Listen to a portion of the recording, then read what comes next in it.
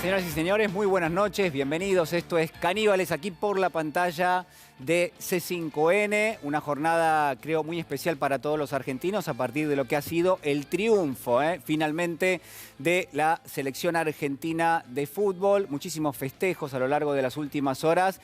Y, por supuesto, también, entra un análisis importante, ¿no? En términos deportivos, por supuesto. Quiero decirles que prácticamente todos en esta mesa, a excepción de mi persona, son bastante ávidos, en todo caso, de los análisis deportivos. Muchos saben de la historia del fútbol argentino. Recién José Manuel Hueira, el doctor, me decía algo que me dijo Di Stéfano. Bueno, ahora se lo voy a preguntar porque hay algunos consejos dando vuelta que me parece importante para compartir con todos ustedes. Pero miren, antes del saludo oficial, quiero compartir con ustedes, a ver si el señor director me acompaña. Bueno, lo vamos a ver en un instante nada más, porque hay algo muy especial que sucedió esta semana, a propósito de lo que fueron definiciones del presidente del Brasil, estoy hablando de Jair Bolsonaro, cuando le preguntan, bueno, ¿cómo va a salir el partido?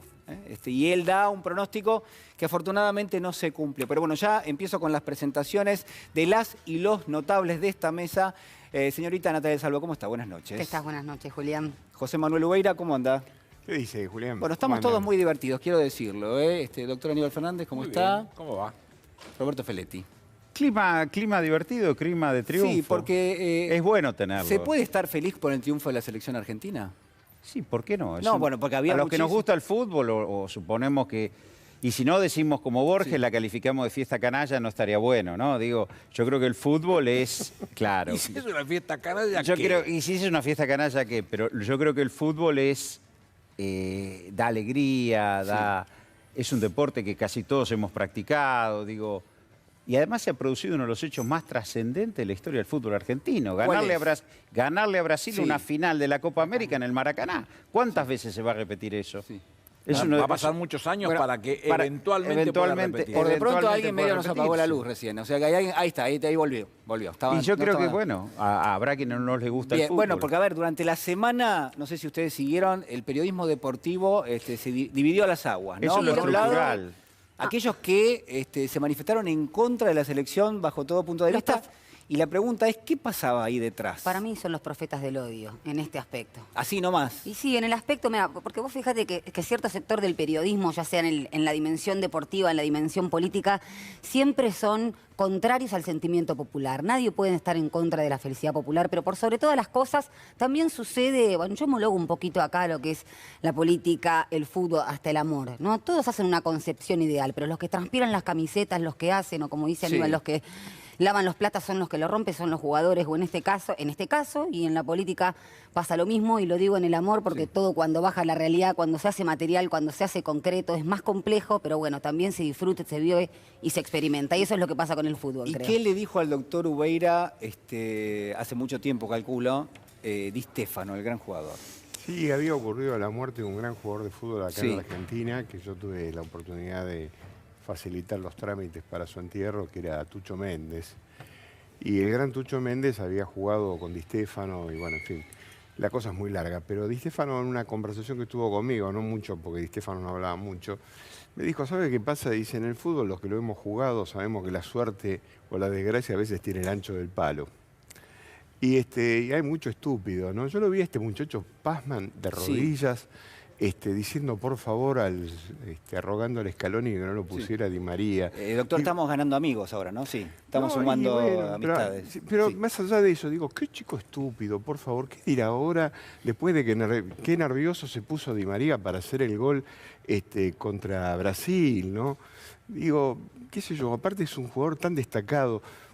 O sea, yo no sé qué le tiene que pasar en la cabeza a alguien para saber de que un tipo como Di María ha jugado en los mejores equipos del mundo durante tantos años, ha jugado en la selección, ha hecho lo mejor que ha podido, y la verdad que ayer lo grité el gol como hacía años no lo gritaba, no tanto porque lo hizo la Argentina, sino por la oportunidad que tuvo Di María, ¿no?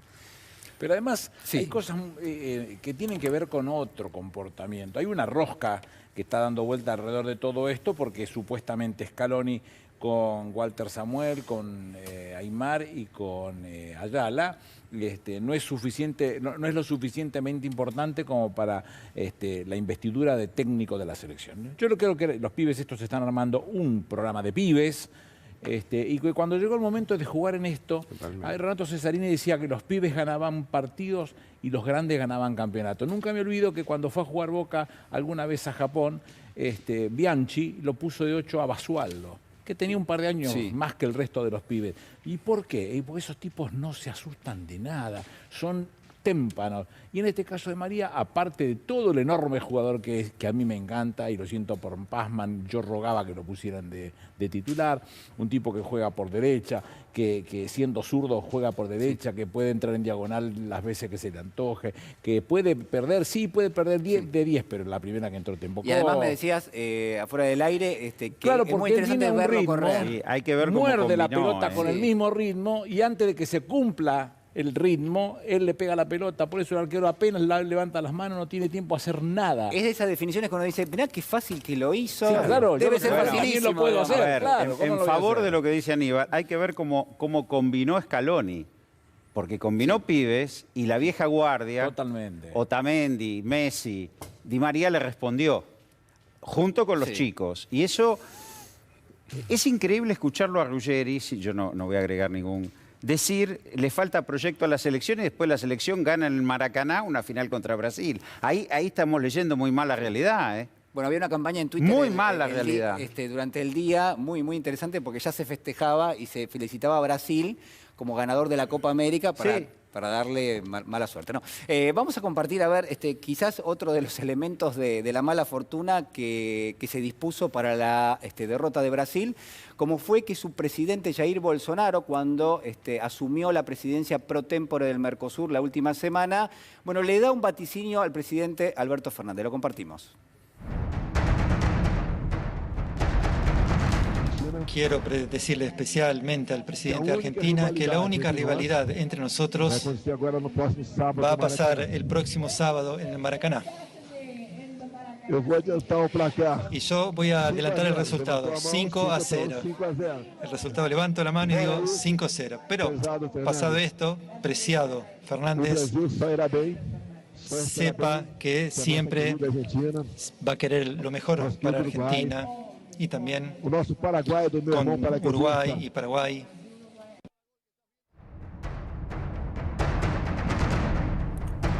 Bueno, el doctor Aníbal Fernández ya discutía directamente con... pero es una cosa impresionante este muchacho. No tiene todos los jugadores, empecemos por el principio. Entonces el problema más grande es él.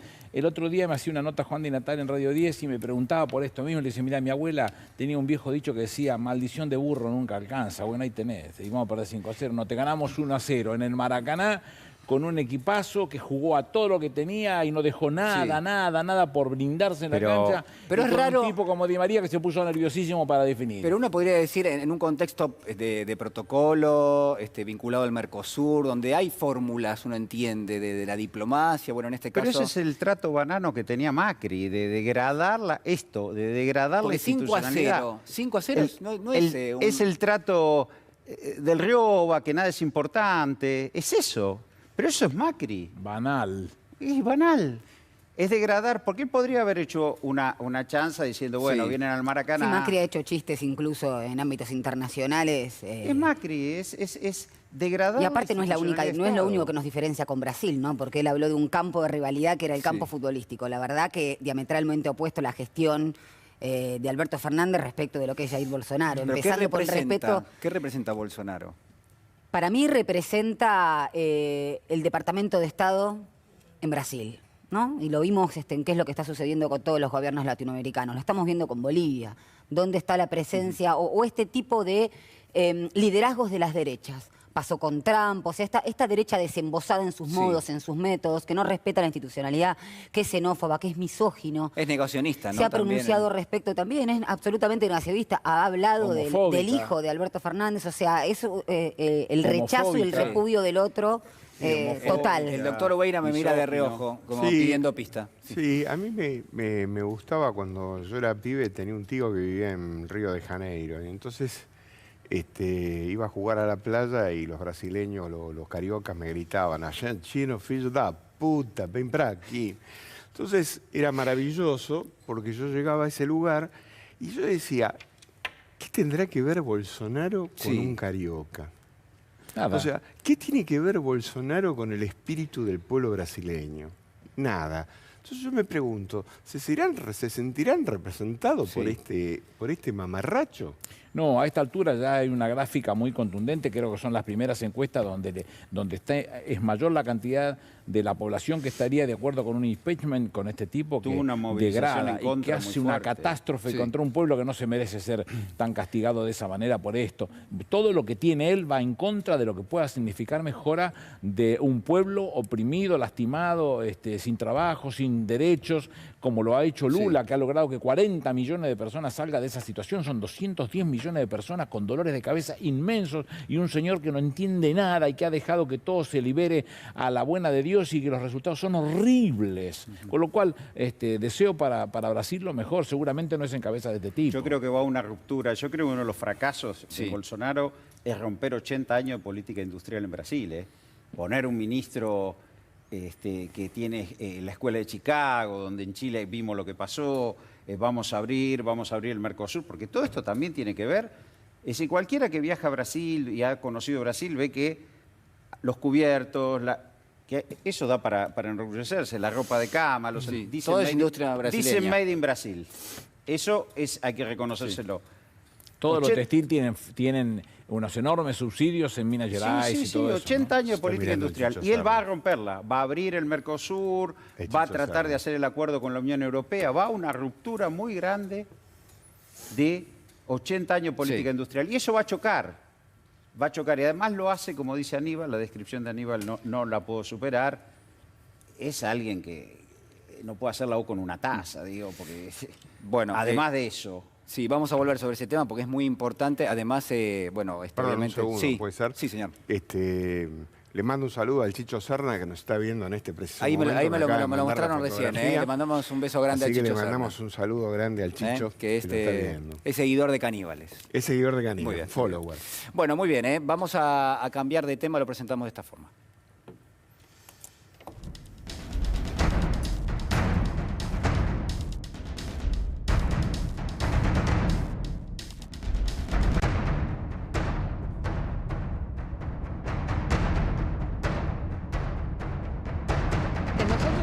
Una ayuda humanitaria con Gendarmería que fue pública.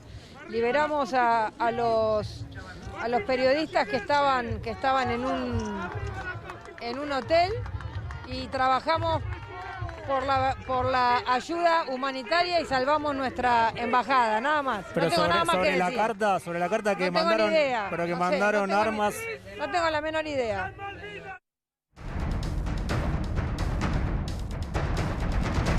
Bueno, un hecho de dimensiones realmente muy graves, que se está investigando, una denuncia por parte del canciller Rogelio Maita contra el gobierno del expresidente Macri a propósito de una cantidad de material bélico que la Argentina, en principio bajo la presidencia del expresidente Macri, había enviado a Bolivia para apoyar lo que era el golpe de Estado. ¿Se entiende? Material para reprimir las protestas sociales que estaban teniendo lugar en ese momento. Hay una serie bastante importante de definiciones que vamos a ir sumando en la charla. El puntapié era esta declaración de Patricia Bullrich, quien tuvo a su cargo una jurisdicción muy importante del gobierno nacional, en este caso uno entiende responsable en gran medida. Ella decía que no saber demasiado, después decía ese envío fue para ayuda humanitaria. Bueno, lo que ha pasado a continuación, ayuda humanitaria. ¿Fue ayuda humanitaria o no? No. Bueno, tengo que preguntarlo porque hay... Pero ayuda humanitaria es cuando yo le brindo medicinas, le brindo profesionales de ese tema, alimentos, soluciones de cualquier tipo, no armamentos para reprimir. Porque esto llegó el día 12 o 13 de noviembre. La masacre de Sacaba es el 15 y la Centaca es el 19. Quiere decir que tuvieron todo preparado y pensado para hacer ese tipo de situaciones. La preparación de todo el andamiaje que se dieron ellos es horrible. La Argentina nunca ha tenido visiones de esas características. Desde Irigoyen resaltamos y nos exhibimos y nos enorgullecemos del multilateralismo. La crítica siempre del peronismo que hemos tenido contra Zavala Ortiz, que era un enorme gorila, festejamos y reconocemos la 2065 que nos permitió sentarnos a la mesa con Gran Bretaña para discutir la titularidad de Malvinas. Hemos tenido muchísimas Videla, cosas que exhibir para acá. Videla rompió eso. Rompió eso cuando manda ayuda al golpe contra Lidia Gayler en Bolivia. Esta gente reproduce a Videla en el accionar.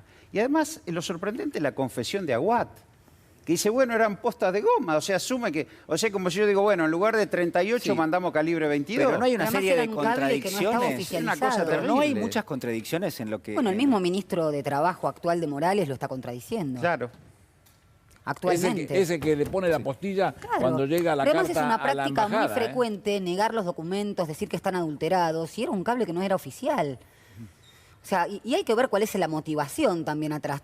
Volvíamos a hacer el paralelismo, Roberto lo hacía con la dictadura militar. Bueno, sí, Videla las mismas mandó locuciones, tropas, el armas, vacío de inteligencia. poder, el desgobierno, cuando atrás hay un terrorismo económico siempre pujando. Sí. Del mismo modo que vos hablás de un plan de desindustrialización respecto de Brasil. Bueno, acá el problema también era el litio, ¿no? De Sigue Bolivia, siendo, no era, pero es en el ese momento, litio. digo, es el problema y la puja también por la hegemonía norteamericana, por los negocios que, o sea, o por los contratos que hacía respecto del litio Bolivia con Alemania, Y la con recuperación de los hidrocarburos para el Estado. No nos olvidemos que Evo recupera los hidrocarburos, da de baja los contratos muchas veces. Renegocia los contratos y pone precio nuevo al millón de BTU. Exactamente.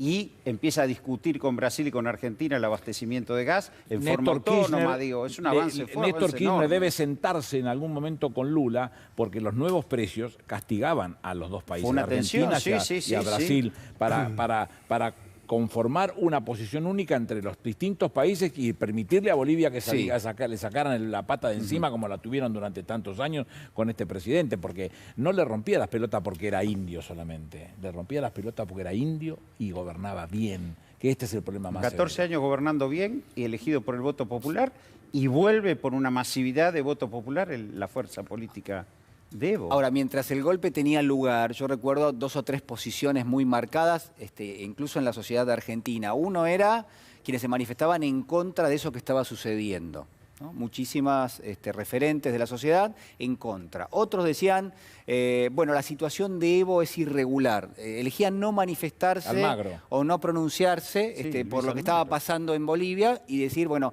esto de alguna manera es producto de Evo, dio un paso de más, digamos, y elegían no repudiar lo que estaba sucediendo en Bolivia.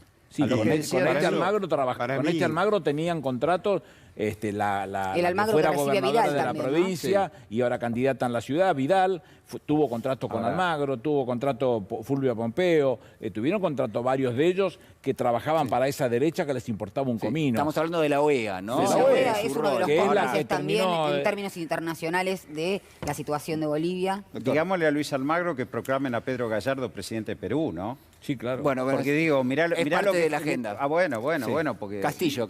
Perdón, Castillo. Castillo. Quería introducir como reflexión de que la política a veces pasa como con los tornillos. A la derecha aprieta y a la izquierda te libera, ¿viste?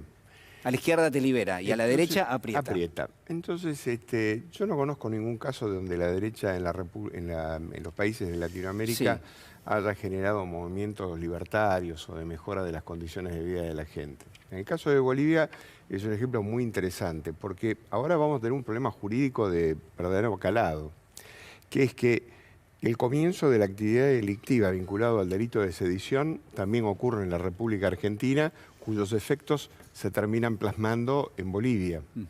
Con lo cual pareciera que hay un delito en 2 jurisdicciones. O sea, yo imagino que ya debe haber algún fiscal o alguna persona que esté detrás de Pero los todo ministros este están tema. trabajando todos preparando Están la información, trabajando para- Yo lo dividiría en 2 partes. Hay una explicación que la tiene que dar Macri y su embajador Allá en Bolivia. Que es la causa que está abierta con la del general Tercero Lara. Ahí tiene que dar la explicación. Sí, ellos. y hay Seguramente una- van a ser citados a indagatoria. Ahí tiene que dar la explicación. una cosa y el que- resto, llámese Patricia Burri, llámese el titular de la ANMAC, la Administración Nacional de Materiales Controlados, que era, en nuestra época se llamaba RENAR y dependía de mí, que lo conozco y la conozco muy bien. Bueno, Y otra esa va cosa a que ser habrá acá. que ver Sí. concretamente es cuál es la... Después, al final, quizás a lo mejor vamos a hablar un poco del tema de Milagro Sala y la Corte, ¿no? Pero tiene mucho que ver con respecto a la provincia de Jujuy. El viaje de Ivanka Trump trayendo una cantidad de millones de dólares para una fundación de no sé qué historia, que después se encuentra con determinada gente, con el gobernador Morales, y después da la casualidad que el embajador en Bolivia era un funcionario que ahora parece que está en el gobierno de Morales como ministro de Trabajo, cosas por el estilo. Entonces, digamos, es una cantidad de casualidades. Y por el otro lado, que parece ridículo que como explicación se dé la cuestión humanitaria, porque dicen que el embajador... el ministro de Interior que tenía Evo se refugió en la Embajada Argentina. Se refugió hasta que Macri y Forí le dijo que había que rajarlo y lo mandaron a México. la Embajada de México. Y en segundo lugar hay un hecho muy importante para hablar de lo humanitario del macrismo. No, que es muy importante. Sí, el tema humanitario del macrismo. Sí. El tema de que tuvieron que hacer unas piruetas infernales para poder atravesar por los corredores digamos, de aviación. El espacio aéreo, ¿no? El espacio aéreo para poder llevarlo en un avión mexicano. Cruzar los cielos. Con lo cual violaron las libertades del aire, que es una convención internacional, donde al tipo que iban a llevar adentro no era precisamente un animal, sino que era el presidente de un país que estaba en función. Exactamente. Bueno, ahí tenemos la imagen que usted hacía mención. Doctor Ubeira, Ivanka Trump y qué lindo. Gerardo Morales. Y está Forí también. Bueno, Forí es otro que también va a tener que dar explicaciones. Totalmente. Porque era el canciller. Este hombre que es de carrera, que siempre se presenta como un funcionario técnico, que habla con voz tan engolada y qué sé yo. Ya dijo que no sabía nada. Perdón. Es un responsable directo de lo que ocurrió, porque la Cancillería no puede ignorar este tipo de cosas. Hay una relación que trasciende, digamos, la relación de la República Argentina con los Estados Unidos entre el gobierno de Jujuy y los Estados Unidos. No debiera ser eso.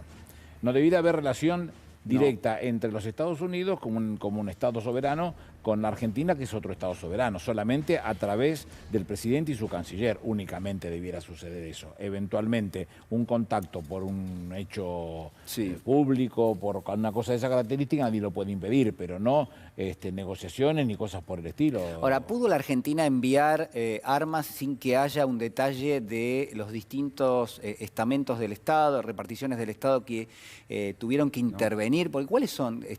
A ver, la aduana tuvo que haber intervenido. La AFIP también, porque la aduana depende de la AFIP. ¿Qué más? Pero, los ministerios. La fuerza de seguridad. El ANMAC. Lógico. El Migraciones. O sea, tiene que haber documentación sobre Por eso. eso, claro. En la Cancillería, digamos, esto, si hubiera sido...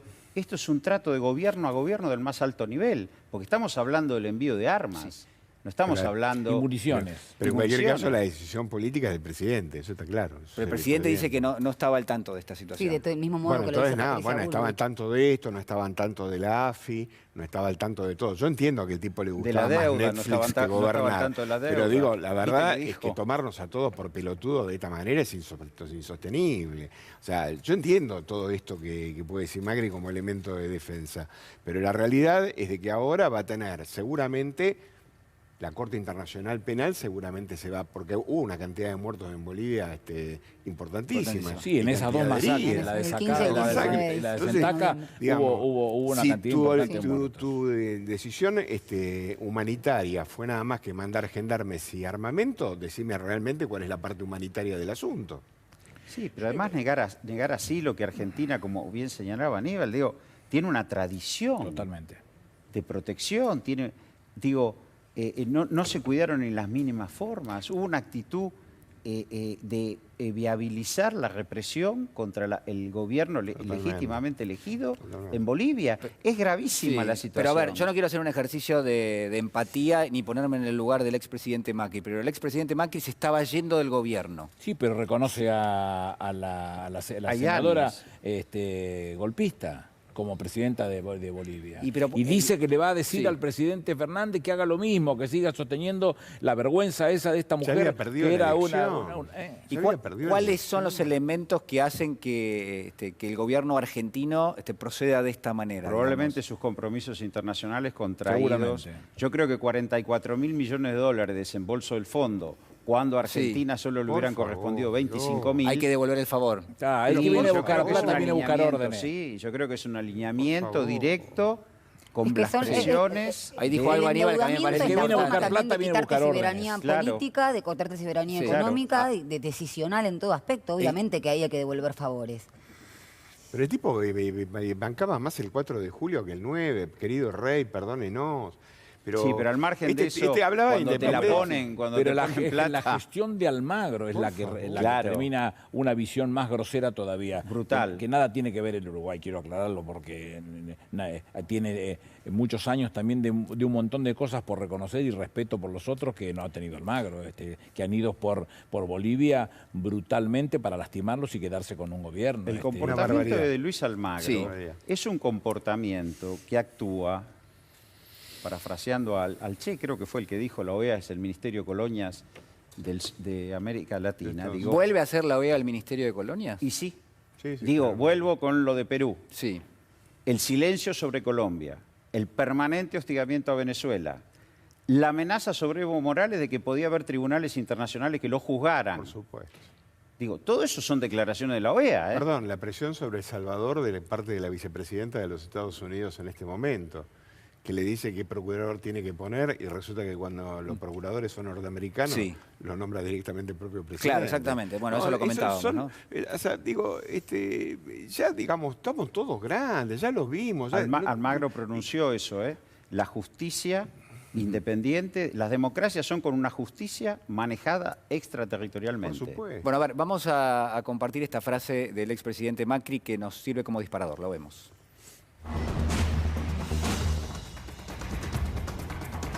Como presidente de la República Argentina, valoro la respuesta y la responsabilidad que ha asumido la senadora Yáñez como presidenta a cargo de Bolivia. Como ustedes conocen, hoy hay un periodo de transición en mi país. Como presidente electo, que asumirá el 10 de diciembre, espero que oficialice la labor que está llevando la presidenta electa. A cargo de Bolivia, dice este animal. Le marca la agenda al presidente Alberto Fernández. Claro. Sí, pero además la brutalidad que este tipo, como aunque más no sea por pocos días presidente de un Estado soberano, dice de otro Estado soberano, un burro impresionantemente odiable. Qué asco me da ese tipo, por Dios.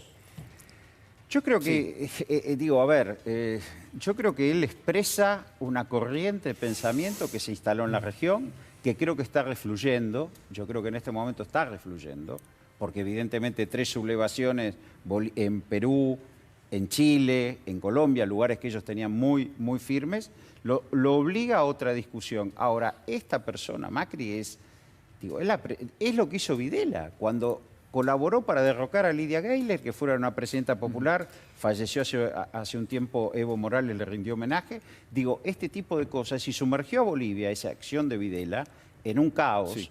Y ahora Macri hizo lo mismo y permitió una masacre. Es que el afianzamiento de lo dictatorial nunca va a venir a tocarte la puerta diciendo hola, soy la dictadura. No, siempre totalmente. va a necesitar de una narrativa que oculte justamente la imposición dictatorial. Recién lo decía, recibir que se sirvan. Recién lo decía Aníbal, estaban los que no se pronunciaban. Bueno, los que no se pronuncian también de alguna forma hay un pronunciamiento, sobre todo si sos un personaje político.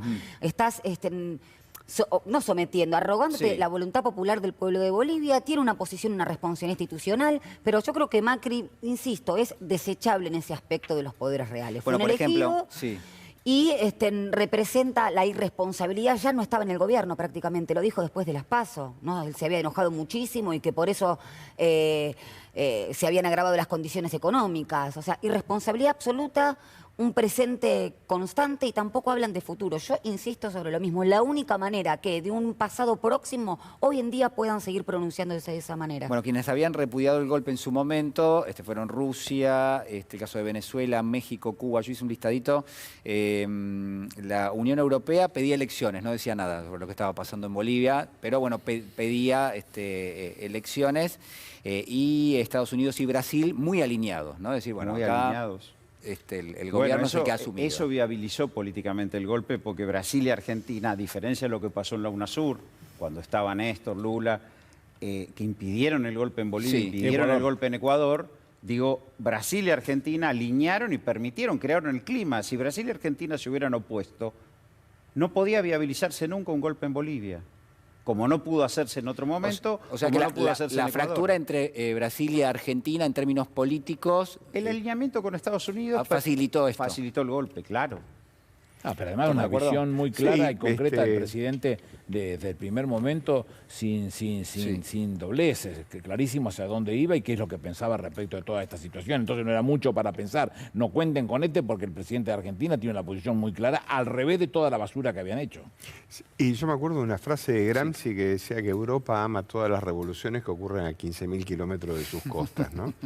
Y en este caso particular me llama la atención la actitud de la Unión Europea, que en cualquier caso lo que está diciendo es peor que nada. Es decir, bueno, que se hagan nuevas elecciones. ¿Pero por qué vamos a hacer nuevas elecciones? O sea, si ese estatus hubiera ocurrido en cualquier país europeo, inmediatamente llaman a una reunión general para ver qué era lo que realmente pasaba. Es decir, que estarían reconociendo implícitamente el golpe. Pero es eso, es lo mismo. Totalmente. Es lo mismo. Es una forma diferente de agarrar los cubiertos, pero en cualquier caso es lo mismo. ¿Y cuál es el interés o cuál era el interés de la comunidad internacional en apoyar ese golpe? Porque ahí, digamos, la Unión Europea no es un jugador menor. No, Estados Unidos tampoco, por supuesto. Era el nacionalismo económico que expresaba Evo, o sea, tomar la riqueza de Bolivia y por primera vez colocarlas al servicio del pueblo, era lo que había que romper. Es el litio, como bien lo señaló Nati, pero la riqueza minera, la pero además que sea, o sea, Latinoamérica como mercado de capitales extranjeros que hace una ruptura con la industria nacional. El litio no se puede utilizar solo. El litio tiene que utilizarse con carbonato de sodio, que también se extrae de la misma zona. Lo mismo que sucede con lo que se conoce como tierras raras. Esos tres elementos son los que componen. No es solamente el litio, carbonato de sodio y tierras raras. Que hasta ahora China es la que más tiene esas tierras raras, que no se conoce el fondo de su cuestión. Esta situación es la que más fuerte se ha puesto por encima de todo al discutir este tipo de cosas. Y también tenemos que ver una cosita, perdón, una postilla con esto. La responsabilidad empresarial que hubo en Bolivia también, y que hoy en día podemos hacer un paralelismo con Argentina, ¿no? Por supuesto nosotros evocando el trágico terrorismo de Estado, con lo que pasó el fallo de la Corte respecto de Blaquier. Es decir, hay una responsabilidad civil y empresarial de los gobiernos dictatoriales que no termina de configurar la matriz de la memoria de verdad y justicia, y que por supuesto son aquellos que golpeaban las puertas de los cuarteles, es decir, siempre los mismos, que hoy en día también lo vemos en los actos con Patricia Bullrich. Yo creo que con otras expresiones y con otra idiosincrasia pasa exactamente lo mismo en Bolivia y en otras partes de Latinoamérica. Es decir, que hay algo de las derechas que de alguna manera se va reciclando. Antes era a través de los golpes de carácter militar. Hoy, y un vaciamiento del poder político, ¿no? A través del poder económico. Pero se recicla, son los mismos sectores de la sociedad los que antes golpeaban las puertas de los cuarteles y hoy... Es lo mismo. Yo acá escribí en este papelito la palabra ética. Yo no sé, para mí, en un programa de televisión pocas veces se habla de la ética. Hoy me doy el lujo, me parece, de proponerles... Digo, ¿no pudo el expresidente Macri pensar que lo que estaba haciendo era un comportamiento que iba en contra de lo ético, que es la diferencia entre lo que está bien y lo que está mal? No lo entiende, es un bruto. Pero busquemos algún elemento como para no tratar de lo va a ver. explicarlo. ¿Por qué lo hizo? Porque tiene un jefe, alguien le puso la plata. Bueno, viniste a buscar la plata, venía a buscar. Aníbal, para mí ahí, a ver, acá, a mí lo que dijo Aníbal me suena a la banalidad del mal. ¿Ustedes saben de quién estoy hablando? Sí, Arendt. Bueno, entonces digo, acá hubo algo de eso, hubo banalidad en términos del mal. Es un presidente que saca un decreto para permitir un blanqueo de sus familiares impunemente. También... Perdóname, termino ya. Es un presidente que negocia la cuestión de peajes, es un presidente que negocia la cuestión de la energía eólica. Es un presidente que licita tierra del Estado Nacional, que las compra la familia Blanco Villegas, que es la familia de su madre. Digo, entonces... ética. Perdón, Nati. Perdón, nos estamos interrumpiendo, pero digo, adicionar a lo que dijo Roberto, hay una matriz mafiosa. Me parece que este es un elemento para introducir. Lo dice Rocco Carbone frecuentemente. Habla de la matriz mafiosa, es decir, utilizar los bienes públicos del Estado en beneficio personal o de su propia familia. Los ejemplos que puso Roberto, que puso Aníbal, bueno, el caso Correo. Es decir, yo creo que hay una cosmovisión para hacer una lectura integral y estructural. Además de esa situación, además de la banalidad del mal, sumarle la matriz mafiosa dentro del Estado. Doctor Ubeira, a ver. No, para distender un poco, porque nos ponemos tan serios.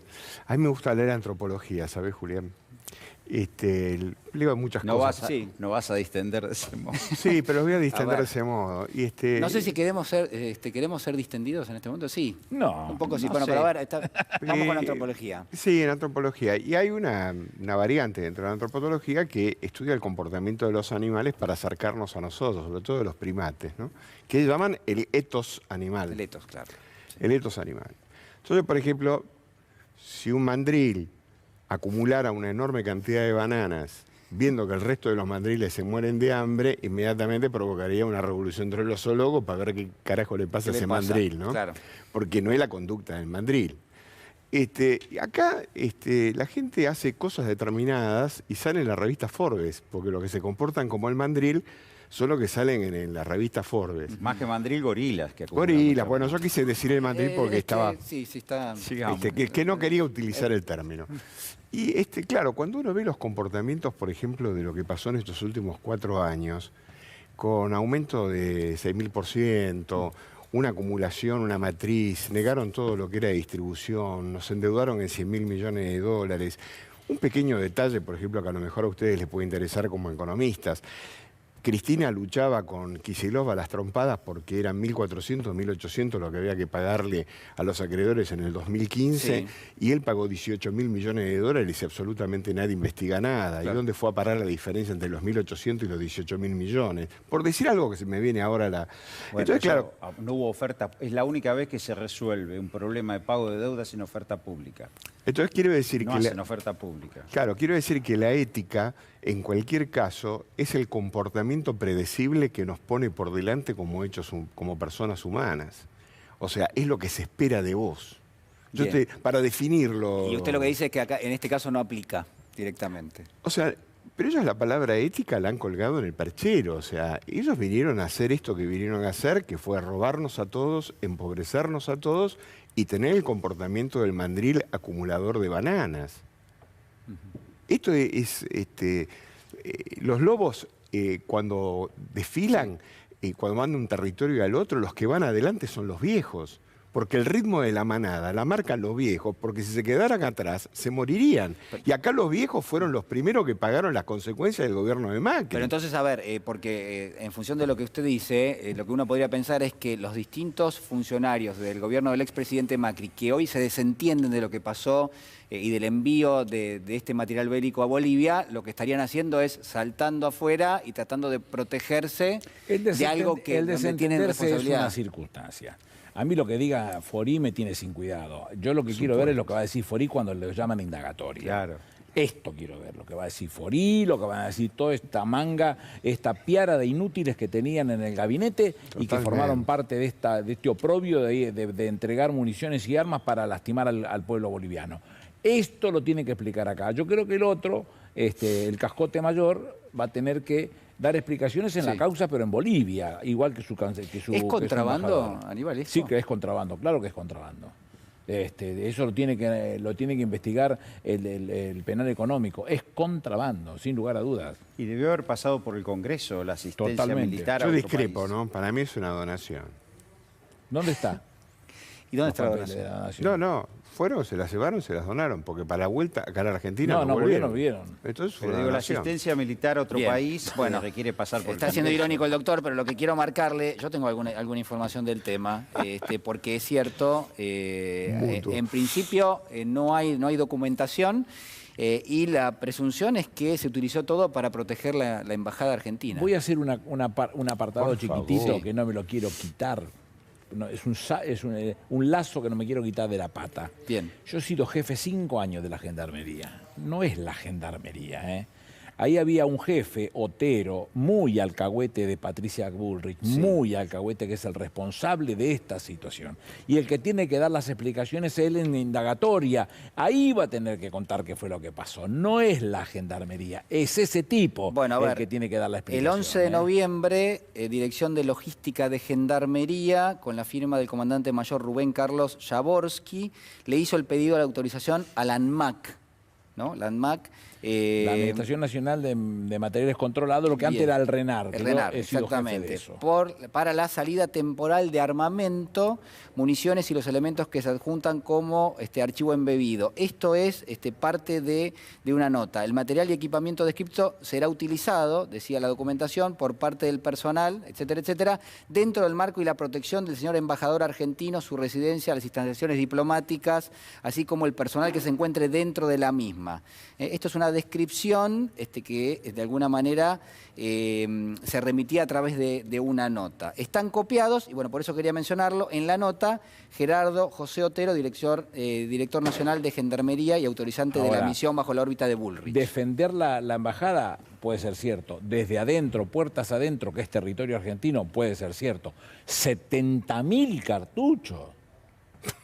Con eso alcanza para defender la embajada. Y aparte, ¿cuál era la presunción? Diríamos que iban a sobra. atacar la embajada, digamos, porque si no... Pero a ver, digo, promover la salida de armamento del país es un tema de la máxima responsabilidad política. Y eso tiene que haber sido tratado por el Congreso, tuvo que haber habido transparencia en eso. 70.000 cartuchos sirven para equipar una fuerza armada numerosa, nutrida y probablemente con lo que ocurrió en las represiones posteriores del 15 de noviembre. Digo, ahora, esto no merece mucha... Yo diría, no merece mucho análisis. Yo creo que es lo que dice Aníbal. Esto va a terminar viendo las explicaciones que ellos dan ante la justicia. Que siempre son distintas a lo que dan la justicia paralela que se genera mediáticamente o de sus intelectuales entre comillas, ¿no? Bueno, ¿hubo quien se tiró encima de la granada acá en Argentina? Sí, Digamos, bueno, ¿hubo medios, por ejemplo? Hubo referentes que estaban aspirando a entrar a una lista. Arietos no fue una de ellas, que también lo tomó a chiste. La banalización o la tuitarización de la política. Me parece que va por ahí también. No, pero es un cascote. No hablemos de otra cosa, de algo con nivel, digamos. Sí, bueno, pero lamentablemente tuvimos gente que llegó sin nivel al gobierno. Nos gobernaron 4 años y nos hicieron pedazos. Que Otero era alcahuete de Bullrich, te estoy hablando del uno de la Gendarmería, no de la Gendarmería. Lo único que espero que Bolivia lleve esta cuestión al Tribunal Internacional Penal para que se acabe la risa y que digan que hubo una cuestión de sedición, porque la hubo, y que la República Argentina, a través de sus autoridades, fue partícipe necesario de la sedición.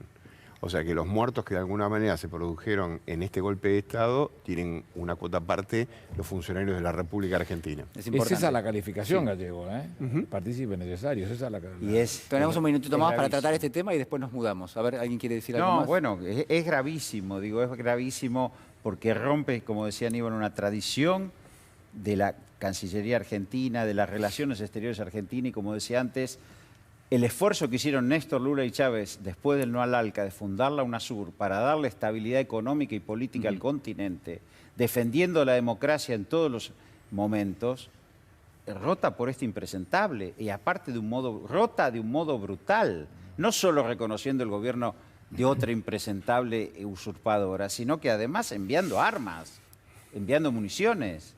Tiene razón, es tremendo. Tiene razón el que titula en el Graph, que lo pasaron hace un momento, es una variante, digamos, 2 de otro formato al Plan Cóndor que en su oportunidad funcionó en Latinoamérica. Sí. Es decir, uno podría pensarlo en esos términos. Yo lo pienso en esos términos. ¿Pero no es exagerado pensarlo en esos términos? No, ¿por qué vamos a pensarlo? Porque los que están muertos en Bolivia sufrieron la represión de la manera más brutal, orquestado por Almagro, los Estados Unidos de Norteamérica, que facilitó el golpe, y la República Argentina con su gobierno. O sea que en cualquier caso, la única diferencia es que a lo mejor no hay gorras, en el sentido de que acá estaban todos vestidos de militares, o no tiraban gente de los aviones, pero facilitaron desde ese lugar la violación de los derechos constitucionales de los bolivianos. Natalia. No, que estoy absolutamente de acuerdo con lo que dice José. Hay un plan Cóndor 2 que ya lo visualizamos respecto de lo que sucedía con el Poder Judicial y la cooptación que hubo de ciertos sectores por parte del Departamento de Estado y que lo vimos replicado en Brasil, lo vimos replicado en Ecuador, pero me parece que hay que verlo con esa matriz porque pasaron escasos 40 años de las dictaduras latinoamericanas de los años 70 y si no vemos que atrás hubo un terrorismo de Estado, hubo cierta también connivencia empresarial de organismos internacionales, no vamos, o sea, porque la idea es poder apostar un futuro de emancipación y poder tener herramientas para ver no solamente qué política trazar, sino que la gente o la ciudadanía vea qué fue lo que sucedió. Yo hoy hablaba y pensaba, ¿cómo tengo 42 años? No voy a repetir. ¿Qué pasó en la dictadura militar? ¿Por qué no se daban cuenta, no se advertía la gravedad de lo que estaba sucediendo? Justamente hoy lo hablaba con mi mamá. Entonces me parece que Y me ponía a escuchar el discurso de Videla. Hablaba también del vacío de poder, de la refundación moral de la nación, del respeto de los derechos humanos, también de la existencia de un enemigo interno. Es decir, cambian y se modifican las formas, los modos, pero en definitiva lo que se trata es de un proyecto económico que ya tuvo en la empiria probados fracasos, y sobre todo en Latinoamérica. Sí, pero además con cabezas civiles y militares que no honraban al ejército sarmantiniano. Videla era un pelotudo, hijo de puta si querés. No es incompatible, las dos cosas juntas, pero no era otra cosa. Bueno, la Escuela de las Américas se encargó muy bien, ¿no?, de modificar esa tradición. Bueno, a ver, seguramente vamos a volver sobre este tema. Le pido al señor director que inauguremos nuestras charlas de quincho. Bodegas, no son grandes, sino lo que se llaman bodegas boutique, pequeños productores de vino, por eso también le damos un lugar en nuestro programa. En este caso, este vino se llama Wines of Sins, esto es vinos del pecado. Es para nosotros, sins entonces, para nosotros la línea que separa el bien y el mal. Es un poeta el que me escribe esto, la verdad que le agradezco muchísimo, la línea que separa entre el bien y el mal, lo creativo y lo prosaico, lo innovador y lo tradicional. Estamos antagónicos en este caso. Bueno, un vino que juega al límite, señoras y señores, y por supuesto le agradecemos a toda la gente del Santa Evita, y yo me voy rápidamente y dejo la botellita aquí, porque ya tenemos en nuestra mesa nuestras charlas de quincho. Señor director, acompáñeme, no le dije nada, pero ya emprendía el camino. Bueno, hoy está servido el vino, así que los voy a escuchar atentamente. Yo tengo algo de Patricia Bullrich que ahora les cuento en un ratito. ¿Con qué arrancamos? ¿Arrancamos con economía? ¿Me toca a mí? ¿Qué está pasando con la economía? La economía entra en modo electoral acá. Yo creo que no hay, yo creo que política de ingreso, sí, vacuna y política de ingresos, vacuna y política de ingresos. Son los dos elementos que yo creo que es lo que va a estar gobierno acá, y de enfrente vamos a tener inflación y presión sobre el dólar. Los enemigos van a jugar con presión de precios, presión del tipo de cambio. Yo creo que el central está fuerte, puede enfrentar. Y lo que se va acá cada vez más a probar, un gobierno que tuvo que afrontar una de las peores crisis de la humanidad, sí, y la está administrando, y por eso te digo, vacuna, política de ingresos, apuntalar la recuperación, y del otro lado una oposición que se desmadra, porque digamos, la vacuna no sirve, la vacuna sirve, más vacuna, menos vacuna, Pfizer, no sé qué, y tienen que cambiar las caras porque ya no pueden presentar la masa a Bullrich y a Macri, y entonces los corren. Macri a días del cierre de lista se va, y Bullrich, no sé, renunció, la presidenta del PRO está cabalgando, y los radicales se sienten felices porque van a instalar a Manes, a Lustó, y caras más amigables. Tienen que cambiar las caras porque el fracaso de la oposición es gigantesco, y hay un gobierno que va llevando. Yo creo que así vamos hasta septiembre. Con inflación y dólar como amenazas, ¿no? Bueno, la tienen ahí. Atención con eso. Martín Guzmán, ¿qué se trae de su encuentro con Kristalina Georgieva y con Janet Yellen, que es la secretaria del Tesoro, es decir, la ministra de Economía de los Estados Unidos? Bueno, se trae él le hace una promesa de pago, es decir, nosotros estamos sentados, tenemos voluntad de pago, y Yellen, ¿qué le dice? Le dice, miren, la verdad, está bien lo que están pidiendo, esto es el recorte de las tasas de interés en la deuda. 3,70. Bueno. Y nunca debió de haber pagado más del 1% de interés. Claro, que es una tasa altísima, altísima, ¿no? en dólares, 3,70 es altísimo. Razonemos que si vos los estados soberanos que colocan sus reservas en Basilea cobran 0,5% por año. 0,5%. Dos aciertos de Guzmán para afrontar esta coyuntura, dos aciertos. Que lo señaló Aníbal la semana pasada, la renegociación con el Club de París, y la promesa que va a venir, la llegada de 4.200 millones de derechos especiales de giro, incrementando las reservas. Eso le da una potencia al central para frente a estos ataques especulativos. Sobre todo lo que se está viendo, y por eso se ha regulado, era más contado con liqui que dólar bolsa, y ahí intervinieron bien. Están interviniendo bien, yo creo que economía en modo electoral. Bueno, a ver, vamos a nuestro momento Hueira.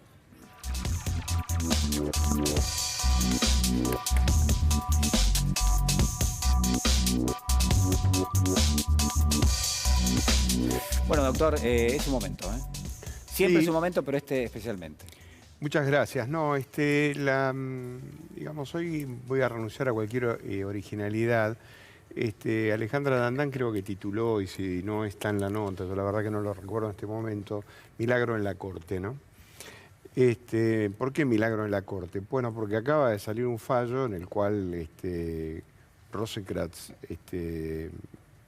creo que se abstuvo porque, por la relación con la gente que estaba vinculada, eran clientes de él, pero un fallo de 3 donde Lorenzetti no votó y con durísimos términos con respecto a la Cámara de Casación, dieron vuelta la falta de mérito que la Cámara de Casación le había regalado al señor Blaquier por un episodio ocurrido hace muchísimos años atrás, durante la época de lo que se llamó el Gran Apagón en Jujuy, donde habían prestado colaboración con vehículos, porque la policía y el ejército en ese momento no tenían vehículos, para la desaparición de personas y de algunos torturados. La familia de esta gente durante años de años pidió ante el Juzgado Federal justicia, y el juez de aquella época, que estaba a cargo del juzgado, directamente no los atendió nunca. Hasta que uno de los familiares desesperados recurrió a Milagro Sala, y Milagro Sala armó una suerte de pueblada ante el juzgado, y más o menos que a las patadas limpias fueron recibidos los familiares. Con lo cual se provocó la destitución del juez y un nuevo juez, al que conozco, que es un juez joven, formado al lado de Pedro David, que fue un gran juez de la Casación. Empezó a instrumentar lo que era la verdadera instrucción de la causa, y llegamos a estos resultados. Entonces, no me quiero extender mucho en el tema de la causa, pero estamos con un hombre de 93 años, que es Blaquier, y con una impunidad gozada durante 40 años al calor de la justicia. Entonces, digo que esto de milagro en la Corte es cierto, porque Milagro Sala es una de las grandes perseguidas en la República Argentina, y si no hubiera sido por la gestión de Milagro Sala y su gente, nada de esto hubiera quedado esclarecido a la luz. Lo de la Corte tampoco es para ponerse contentos. O sea, la Corte hace esto porque es una Corte errática, y en su momento, lo mismo que hoy votan esto, votaron el 2-1, no hace tanto. Pero la Corte dice algo gravísimo con respecto a la Sala de Casación. Hacía tiempo que no veía una línea igual. Dice que hubo entorpecimiento por Ingi Hornos y compañía. El entorpecimiento, yo creo personalmente que habilita inmediatamente el juicio político. Porque un juez se puede equivocar, puede interpretar de alguna manera un artículo u otro de la ley. Ahora, de alguna manera favorecer que todo vuelva a foja cero, pura y exclusivamente para que la justicia no se realice, es un hecho de una gravedad enorme. Entonces, digamos, el chimento que me llega a mí es que hay una preocupación, pero sostenida en las salas de casación, porque este fallo de la Corte los deja profundamente expuestos. Y en segundo lugar, independientemente de que por la edad biológica que tiene Blaquier nunca tenga un castigo, sí queda claro de que por lo menos su familiar, los familiares de la gente desaparecida, va a tener el consuelo de que su reclamo fue atendido en tiempo y forma. No espero nada más de la Corte, pero me parece significativo la gestión y el acto de coraje cívico de Milagro Sala, que está realmente bajo las patas del actual gobernador de la provincia de Jujuy. Bueno, importante, ¿eh? Importante allí en las charlas de Quincho. Tenemos 30 segundos. La explicación acabada que acaba de dar el doctor Ubeira lleva un pedacito más, que es complicar la situación profunda del Tribunal de Casación. Porque la casación se llega por sentencia firme o equiparable a tal, como dice específicamente el Código Procesal. La realidad es que hasta este momento Casación nunca se había ocupado del tema de vialidad, donde muchos exfuncionarios están comprometidos. Millones de nulidades que nunca habían asumido y que ahora van a tener que asumirla porque cambia la Corte con este fallo de Maqueda, Hayton y Rosati, cambia esa visión y entonces permite que se pueda entrar con el tema de vialidad específicamente. Bueno, tenemos que inaugurar otro programa porque nos queda corto, nos queda chiquito primero que todo, la disculpa para la doctora Natalia Salvo. La semana que viene arrancamos por Natalia para hacer las charlas de Quincho. No hay problema. Igual, por supuesto, pueden leerlo en ámbito financiero, en la edición que en un ratito más ya va a estar en la calle. Nosotros nos tenemos que despedir. Espero que lo hayan pasado muy bien. Nos reencontramos, si les parece, el próximo domingo a las 11 de la noche. Cuídense.